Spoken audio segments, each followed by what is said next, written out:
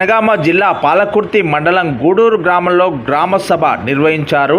Double bedroom ఇండ్ల పంపకంలో మోసం జరిగిందని, అర్హులైన అసలు లబ్ధిదారులకు ఇల్లు ఇవ్వలేదని ఆ గ్రామంలో పలువురు మహిళలు ఆందోళనలోకి దిగారు. ఆర్డీఓ, ఎంఆర్ఓ, ఎంపీడీఓ సమక్షంలో లబ్ధిదారుల పేర్లు పిలిచినప్పటికీ మాకెందుకు ఇవ్వరు అంటూ అధికారులను నిలదీశారు. వీధికి గొడవ చేయడం జరిగింది.